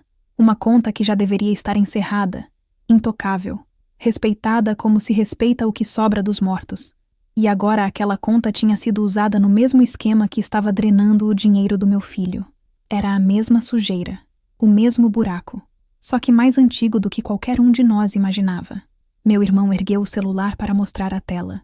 Disse que o gerente tinha ligado para ele porque, depois da morte da minha avó, ele tinha sido colocado como contato alternativo nas movimentações do espólio, para evitar exatamente esse tipo de problema. O sistema tinha travado porque alguém tentou vincular, a partir de um dispositivo recém-autorizado, uma operação entre a nossa conta bloqueada e uma conta antiga em nome da minha avó para concluir uma transferência maior ainda naquela noite. E o dispositivo usado para essa autorização aparecia identificado pelo próprio banco. Era o telefone do meu pai. O silêncio que se seguiu foi tão pesado que eu ouvi a música da festa continuar do lado de fora, como se fosse de outra casa, de outra vida, de outro mundo.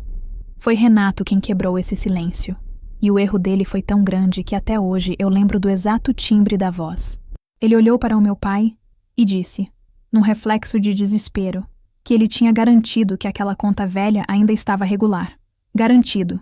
Conta velha. Regular. 3 palavras e o resto da máscara caiu de vez, porque naquele instante ficou claro para todo mundo que não era só uma paixão escondida, não era só uma fuga de amantes covardes, não era só traição de corpo. Era golpe, era roubo, era plano. Meu pai virou para ele com um olhar tão frio que por um segundo pareceu que pisaria no próprio amante para tentar se salvar. Mas já era tarde. Minha mãe começou a balançar a cabeça, olhando de um para o outro, e repetiu baixinho que eles tinham roubado até a mãe dela. Aquilo me atravessou de um jeito diferente, porque eu estava ferida como esposa, humilhada como filha, apavorada como mãe. Mas naquele segundo eu vi minha mãe deixar de ser apenas mais uma vítima da traição. Ela virou uma mulher olhando para o homem com quem viveu décadas e entendendo que ele não tinha traído só o casamento, tinha profanado a própria história da família. Eu me aproximei dela e segurei o braço dela antes que caísse. Meu irmão, do outro lado, ainda com o banco na linha, perguntou se queria colocar no viva voz. Eu disse que sim antes de qualquer outra pessoa falar. E foi ali, com o celular dele no meio do quarto, que a verdade ganhou um som oficial que nenhum deles podia mais chamar de paranoia. O gerente confirmou o bloqueio preventivo, confirmou a tentativa de movimentação vinculada ao CPF da minha avó e confirmou que, por se tratar de indício de fraude patrimonial com uso de acesso indevido e conta de pessoa falecida, o protocolo exigia comunicação imediata às autoridades. Enquanto ele falava, eu olhava para o meu pai e via pela primeira vez o medo verdadeiro. Não o medo de ser descoberto pela família, o medo de perder o controle fora dela. Se essa história está mexendo com você, deixa o like no vídeo, porque eu ainda não sabia, naquele momento, que o pior da justiça daquela noite não viria só da polícia, viria da exposição. Minha mãe foi a primeira a se erguer de verdade, não tremendo, não chorando. Ergueu como quem tinha acabado de morrer por dentro, e por isso mesmo, não devia mais nada a ninguém. Pegou a foto da mão, a carta, um dos extratos, e foi até a porta do quarto. Eu achei que ela ia fechar. Ela abriu. Abriu escancarando o corredor, e a voz da sala veio junto. Os talheres, as conversas, as risadas que ainda sobravam do aniversário. Minha mãe chamou o nome da minha tia, do meu irmão mais velho, da minha prima, e mandou que tirassem as crianças da sala. Ninguém entendeu no começo. Mas o tom dela era tão diferente de tudo o que ela já tinha usado na vida que a casa inteira silenciou em segundos. Um a um, os adultos começaram a se aproximar do corredor. Eu vi os rostos surgindo na porta do quarto. Primeiro curiosos, depois confusos, depois petrificados. Minha mãe, então, fez a coisa mais forte e mais devastadora que eu já vi uma mulher fazer. No próprio aniversário, com o bolo ainda servido na mesa, ela mostrou a foto do meu pai abraçado com o meu marido anos antes de eu conhecer o homem com quem me casei. Depois mostrou a carta. Depois apontou para a mala no chão e disse em voz alta, para a família inteira ouvir, que o marido dela e o genro dela eram amantes e ladrões. Ninguém respirou. Minha tia levou a mão à boca. Meu primo deu um passo para trás. Uma prima minha começou a chorar sem nem entender metade. Meu filho apareceu no fim do corredor querendo vir até mim, mas minha cunhada o pegou no colo e levou embora antes que ele visse o que nenhum filho deveria ver. Renato tentou se aproximar de mim como se quisesse ainda dizer alguma coisa, alguma mentira mais macia, alguma explicação para aliviar o próprio peso. Meu irmão entrou na frente dele e o empurrou de volta para dentro do quarto com tanta firmeza que eu soube, naquele instante, que se ele insistisse mais um passo, aquilo acabaria em sangue.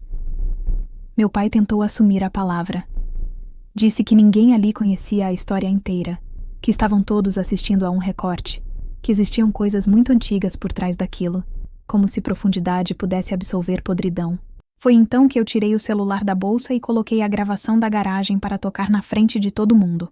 A voz dele encheu o corredor, mandando o Renato voltar para a sala e sorrir para a esposa, falando do dinheiro demais usado para organizar a saída, falando da aplicação, falando da transferência, falando comigo como se eu fosse um objeto incapaz de entender.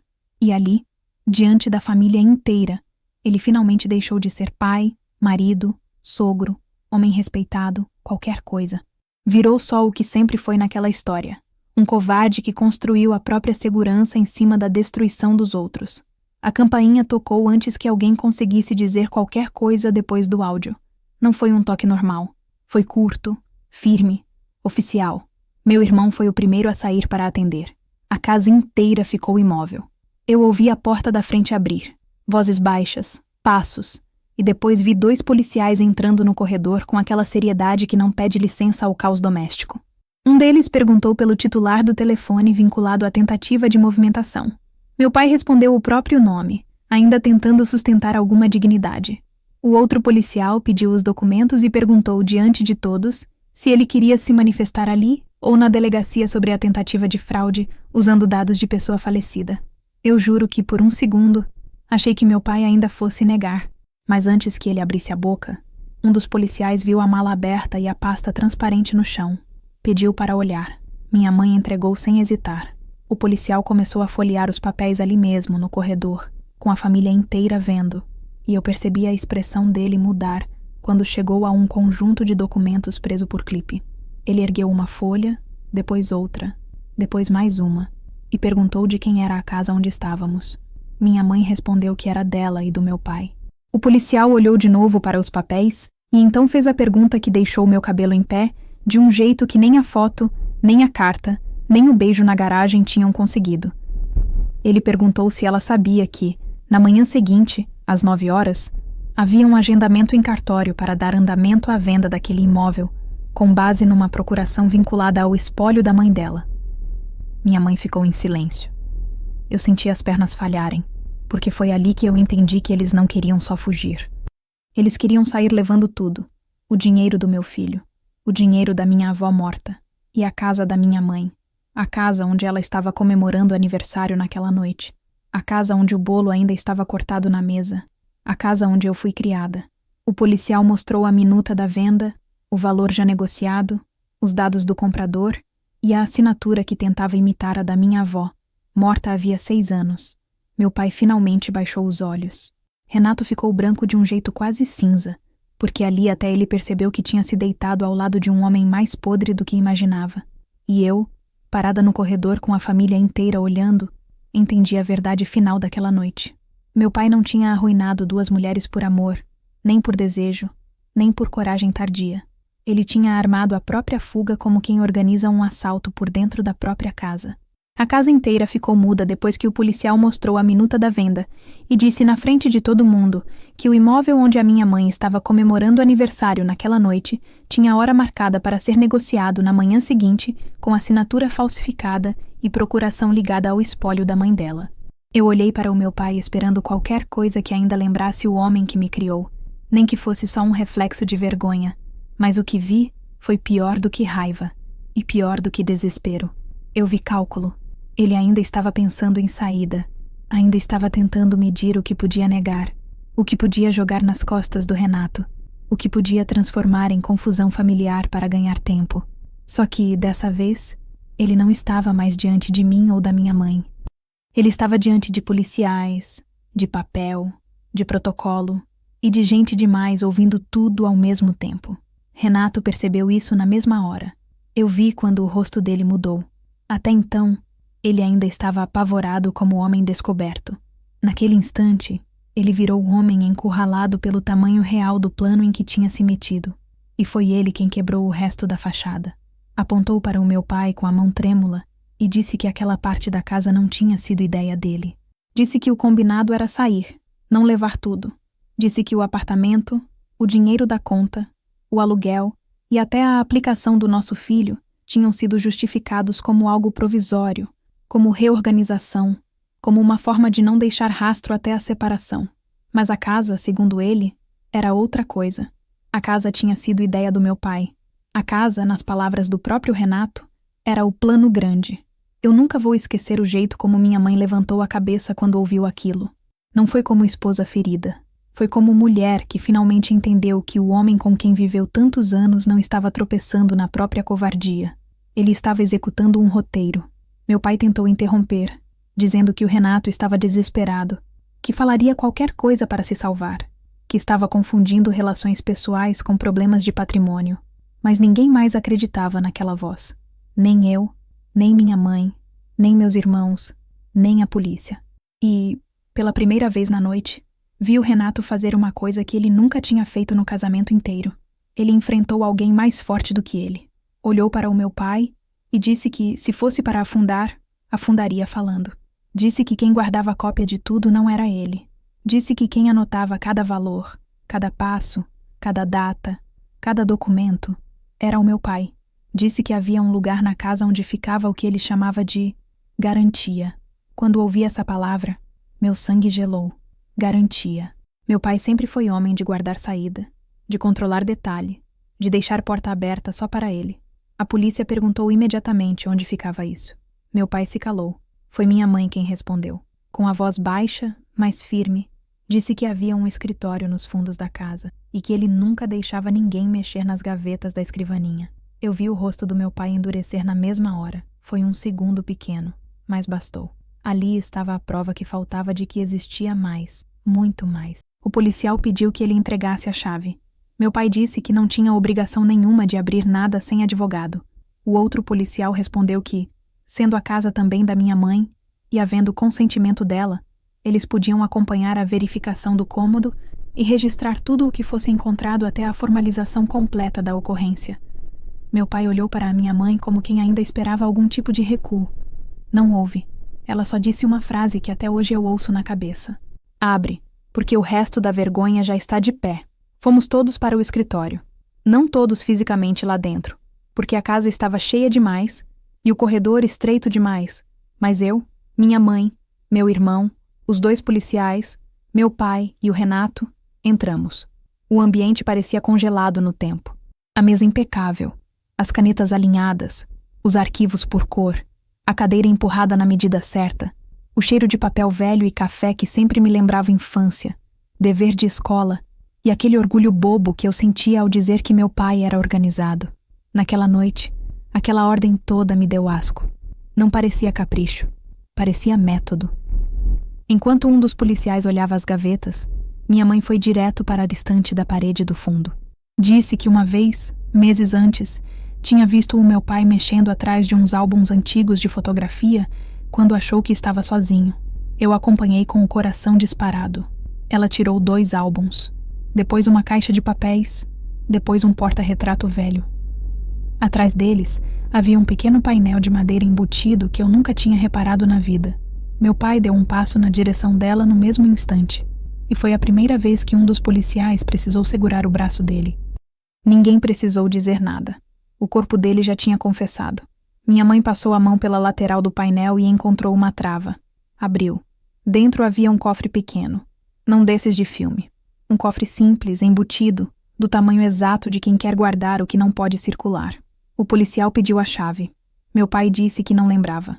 Meu irmão perdeu a paciência e disse que, se ele não lembrava, então abririam sem ele. Foi nessa hora que minha mãe levou a mão ao bolso do avental, que ainda usava desde a cozinha, e tirou uma chavinha presa num cordão. Todo mundo olhou para ela. Ela respirou fundo e disse que tinha achado aquela chave na bolsa dele havia 3 semanas, quando estava lavando uma calça para ele, mas que não sabia onde encaixava. O meu pai ficou branco de um jeito que eu nunca tinha visto. Não era só o medo de ser pego. Era o medo de perceber que, sem saber, já vinha sendo observado pela mulher que ele julgava cega. Se você está ouvindo essa história até aqui, se inscreve no canal para não perder os próximos relatos, porque foi naquele escritório que eu entendi que a pior parte da traição não é o beijo escondido, é a frieza de quem transforma a sua vida em operação. A chave girou, o cofre abriu, e o ar da sala pareceu mudar de peso. Lá dentro não havia só dinheiro ou joia. Havia pastas. Muitas. Pastas transparentes, envelopes pardos, contratos, cópias autenticadas, um pendrive preto, um caderno de capa dura e 2 celulares antigos desligados. O policial começou a tirar tudo com luva, colocando em cima da mesa, enquanto o outro registrava no telefone institucional. Meu pai tentou falar que aquilo era material de trabalho, documentos pessoais, memórias guardadas. Renato abaixou a cabeça na hora, não porque tivesse vergonha, porque sabia exatamente o que estava vendo. Uma das pastas tinha o nome da minha avó, outra, o nome da imobiliária, outra, o nome da conta conjunta que eu dividia com o Renato, outra, simplesmente, saída. Eu senti um enjoo tão forte que precisei apoiar a mão na quina da mesa. Meu irmão abriu um dos envelopes com autorização do policial e encontrou comprovantes de transferência, minutas de procuração, rascunhos de assinatura da minha avó repetidos dezenas de vezes numa folha, como se alguém tivesse treinado a mão até quase chegar ao traço certo. Minha mãe levou a mão ao peito e fechou os olhos por um segundo, mas não desabou. Não mais. Havia entrado nela uma espécie de dureza triste que eu nunca tinha visto. O pendrive foi separado. Os celulares também. Mas foi o caderno de capa dura que me puxou como um imã. Não sei se foi instinto ou medo. Só sei que, quando o policial o colocou sobre a mesa, eu vi que as bordas estavam gastas, como se tivesse sido aberto muitas vezes ao longo de anos. Anos. Não semanas. Não meses. Anos. O policial perguntou se havia identificação. Na primeira página, por dentro da capa, só havia uma frase escrita com a letra do meu pai. O que não pode falhar. Meu sangue gelou. O policial começou a folhear as primeiras páginas, e eu vi colunas de datas, valores, pequenos lembretes, horários, observações sobre encontros, despesas, senhas parciais, referências a cartório, investimentos e nomes disfarçados. Mas no meio daquilo, havia outra coisa. Frases que não eram de contabilidade, eram de estratégia. Em uma página mais antiga, com data de anos antes do meu casamento, estava escrito: apresentei os 2 hoje. Ela gostou dele. Vai funcionar melhor do que pensei. Meu corpo inteiro travou. Minha mãe olhou para mim e depois para a frase, sem conseguir respirar direito. O policial virou mais uma página. Em outra, alguns meses depois, estava escrito: se ele ficar perto o suficiente, ninguém vai suspeitar. Família protege o que não entende. Eu senti as lágrimas descerem, mas já nem pareciam minhas. Porque uma coisa é ouvir uma confissão no calor da queda. Outra coisa é ver o plano escrito, datado, pensado, acompanhado passo a passo como se a sua vida fosse projeto de alguém sentado confortavelmente atrás de uma mesa.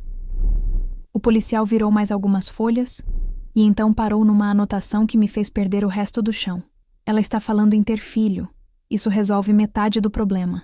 Minhas pernas falharam de verdade dessa vez, e eu precisei sentar na cadeira do escritório antes que caísse. Eu ouvi a minha mãe fazer um som baixo, quase de dor física.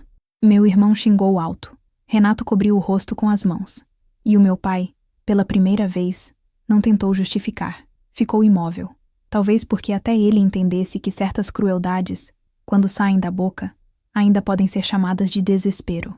Mas quando saem da sua própria letra, elas viram sentença. Eu achei que aquilo já era o pior. Não era, porque embaixo do caderno havia uma pasta fina com o meu nome. Só o meu nome. Sem sobrenome. Sem data. Sem explicação. O policial a puxou e olhou para mim antes de abrir, como se soubesse que aquilo tinha outro peso. Eu balancei a cabeça, sem voz. Ele abriu. A primeira coisa que apareceu foi uma cópia do meu documento antigo. A segunda, exames médicos meus de anos atrás. A terceira, um calendário dobrado com marcações manuais em vermelho.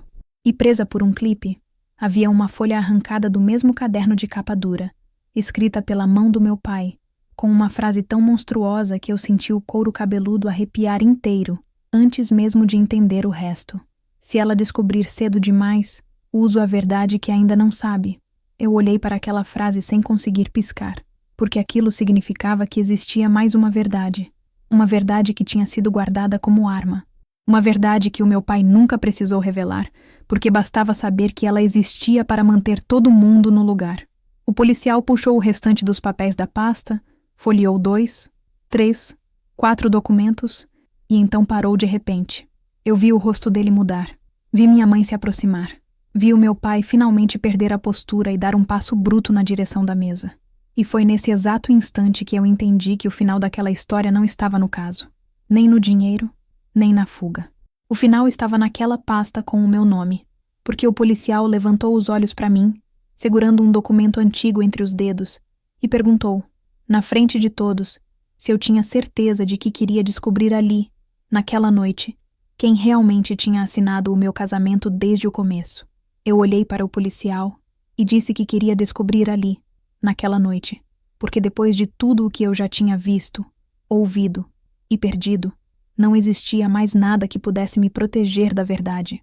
Ele assentiu, puxou o primeiro documento da pasta e colocou sobre a mesa com cuidado, como quem sabe que há papéis que cortam mais do que faca. Era um contrato particular, assinado pelo meu pai e pelo Renato, com firma reconhecida em cartório, datado 8 meses antes do dia em que meu pai me apresentou a ele na praia como se fosse um homem sozinho, decente e por acaso entrando na nossa vida. Eu senti o ar sair de dentro de mim antes mesmo de começar a ler, porque o meu nome estava ali na terceira linha, frio, limpo, administrativo, como se eu fosse item de inventário. O texto dizia que, em troca da quitação das dívidas do Renato, do pagamento de um apartamento, de ajuda financeira mensal e de apoio para a estabilidade social, ele se comprometia a formalizar namoro comigo, construir imagem familiar, manter discrição absoluta sobre o vínculo que já existia entre os dois e preservar a aparência até segunda ordem. Segunda ordem. Eu fiquei olhando para aquelas palavras sem conseguir piscar, porque foi ali que a minha vida inteira mudou de nome. O que eu chamei de namoro tinha sido arranjo. O que eu chamei de casamento tinha sido cobertura. O que eu chamei de família tinha sido operação. Meu irmão soltou um palavrão tão alto que ecoou no escritório. Minha mãe levou a mão à boca e começou a chorar de um jeito mudo, sem força nem para cair, e o Renato simplesmente sentou na cadeira mais próxima, como se as pernas dele tivessem acabado ali. O policial virou a página. Havia anexos, comprovantes de pagamentos antigos, recibo do curso que o Renato fez no ano em que começou a me cortejar, fatura do restaurante do nosso primeiro jantar, paga por um cartão adicional do meu pai, recibo do hotel onde o Renato me pediu em noivado, e presa por um clipe, a nota da aliança que eu passei anos achando que tinha sido comprada com sacrifício por um homem apaixonado. Não tinha sido. Tinha sido comprada pelo meu pai. Eu não senti mais raiva naquele segundo. Senti uma coisa pior. Uma espécie de vazio gelado, porque existe um momento em que a dor passa do limite e vira silêncio dentro do corpo. O policial puxou então uma folha dobrada menor, escrita à mão, e perguntou se eu queria que ele lesse. Eu disse que sim, mas a minha voz já não parecia minha. Ele abriu a folha e começou. Se ela se apegar rápido, melhor. Se houver gravidez, melhor ainda. Filho segura a imagem, reduz suspeita e adia a ruptura. Eu achei que não fosse aguentar ficar em pé. Minha mão foi direto na mesa para não cair. Aquele calendário com marcações vermelhas que estava na pasta não era aleatório. Eram minhas datas, minhas consultas, Meu ciclo. O policial puxou outra folha, desta vez com anotações curtas e datas. Jantar no sábado. Janela fértil entre segunda e quarta. Não falhar. Eu fechei os olhos por um segundo e senti um enjoo tão forte que quase não consegui respirar. O meu filho, o meu menino, a criança mais inocente daquela casa inteira, tinha sido usado por aqueles dois como trava, como selo, como proteção para uma mentira que eu nunca tive chance de evitar. Não porque ele fosse menos amado por mim, nunca, mas porque a existência dele tinha sido tratada por eles como peça de estratégia. Foi nesse momento que o Renato começou a chorar. Não era choro bonito nem digno. Era o choro de um homem esmagado pela própria covardia. Ele disse que no começo achou que conseguiria separar as coisas, que devia dinheiro, que estava quebrado, que o meu pai prometeu resolver tudo e que ele só precisava ficar perto, só precisava me conquistar, só precisava sustentar a aparência até eles encontrarem uma saída. Depois disse que eu era boa demais, que as coisas ficaram mais complicadas quando eu me apaixonei, depois quando eu engravidei, depois quando o meu filho nasceu, e que cada ano tornava tudo pior. Eu olhei para ele e não vi sofrimento. Vi fraqueza, porque homem nenhum pode chamar de dilema o ato de dormir ao lado de uma mulher por anos, enquanto presta contas emocionais para o pai dela. Meu pai tentou interromper. Disse que o Renato estava delirando, mas o policial já tinha tirado do fundo da pasta uma última folha, muito mais antiga, e foi essa que terminou de destruir o que ainda restava em pé. Era uma espécie de declaração simples, quase banal, assinada pelo Renato antes mesmo de me conhecer, reconhecendo o recebimento de valores do meu pai e assumindo que, enquanto a situação familiar não pudesse ser resolvida abertamente, cumpriria o combinado para evitar exposição patrimonial e social. Exposição patrimonial e social. Nem amor proibido aquilo era, nem coragem havia. Havia conveniência, fachada, dinheiro e medo.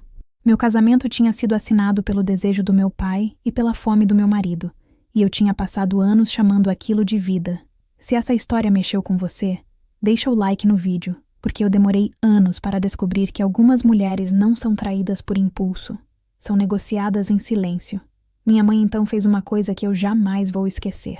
Ela parou de chorar, enxugou o rosto com a palma da mão e pediu ao policial a pasta. Ele entregou. Ela abriu na última página, leu tudo sozinha, respirou fundo e se virou para o meu pai com uma calma tão dura que até a polícia respeitou o silêncio. Perguntou se em algum momento da vida dele existia uma pessoa ali dentro daquela casa que ele não tivesse usado. Meu pai não respondeu. E foi essa ausência de resposta que condenou tudo de uma vez, porque um homem minimamente humano teria gritado, negado, se defendido, inventado, qualquer coisa. Ele só ficou em silêncio, olhando para os papéis que finalmente tinham parado de obedecer a ele. Minha mãe então disse que queria representar criminalmente, que queria registrar tudo, que ninguém sairia dali com mala, chave ou documento, e que a primeira coisa que faria no dia seguinte seria desfazer cada autorização que um dia deu por confiança. O policial confirmou que aquilo já seria encaminhado naquela mesma noite e pediu que meu pai e o Renato entregassem os celulares. Meu pai ainda tentou falar comigo. Disse meu nome num tom baixo, como se ainda pudesse acessar alguma lembrança de filha. Eu virei para ele e respondi a única coisa que cabia. Disse que ele não tinha o direito de me chamar pelo nome depois de ter me escrito como cláusula. Renato tentou chegar perto do meu filho na sala antes de sair, mas eu fui mais rápida. Peguei o meu menino no colo e ele me abraçou sem entender por que tanta gente estava séria, por que a avó estava chorando e por que o pai dele estava sendo conduzido para a porta por 2 policiais. Ele perguntou se o pai ia embora. Eu beijei a cabeça dele e respondi que alguns adultos, quando fazem coisas muito feias, precisam ir embora mesmo. E foi nesse instante que aconteceu a última coisa que eu não esperava. Meu filho, ainda agarrado no meu pescoço, olhou por cima do meu ombro para o Renato e disse, com a voz mais inocente do mundo: "Você mentiu para a mamãe igual mentiu para o vovô?" A sala inteira congelou. Renato parou no meio do passo. Meu pai levantou os olhos na hora. Eu senti o corpo inteiro arrepiar, porque aquela frase não fazia sentido dentro do que eu sabia até então. Eu virei devagar para o meu filho e perguntei do que ele estava falando. Ele respondeu do jeito mais simples, como as crianças sempre respondem quando dizem a verdade sem saber o peso. Disse que, alguns dias antes, tinha ouvido o pai falando no telefone no carro, bravo, dizendo que o vovô estava enganado se achava que ele ia passar a casa para o nome dele, porque depois da venda sumiria sozinho com o dinheiro. O quarto, o caso, a fraude, a fuga, a casa, a carta, tudo aquilo já era monstruoso. Mas naquele segundo, eu descobri a última camada da podridão. Renato não tinha só me vendido para o meu pai. Ele também estava vendendo o meu pai quando chegasse a hora. O homem que me comprou estava sendo roubado pelo homem que ele comprou. O policial olhou imediatamente para o Renato, que perdeu o resto de cor que ainda tinha no rosto. Meu pai deu um passo na direção dele como se fosse avançar pela primeira vez sem máscara nenhuma, mas foi contido antes. E eu vi, diante de mim, os dois homens que tinham desmontado a minha vida se encarando não como amantes, nem como cúmplices, mas como aquilo que sempre foram no fundo, dois traidores incapazes até de serem leais na própria sujeira. Eles saíram da casa da minha mãe separados, um em cada viatura, porque até nisso a verdade fez questão de humilhar os dois. Minha mãe sentou à mesa do próprio aniversário com a vela ainda derretida no prato e segurou a minha mão como se estivesse aprendendo a respirar de novo. Meu irmão recolheu os papéis. Minha tia levou as crianças para o quarto do fundo, e eu fiquei ali, com o meu filho no colo, olhando para a porta por onde tinham acabado de sair o homem que me vendeu e o homem que me comprou. Naquela noite eu não descobri só uma traição. Eu descobri que o meu casamento nunca começou com um pedido, nem com amor, nem com destino. O meu casamento começou com uma assinatura e terminou quando eu finalmente li o contrato que o meu próprio pai fez para me transformar em cobertura.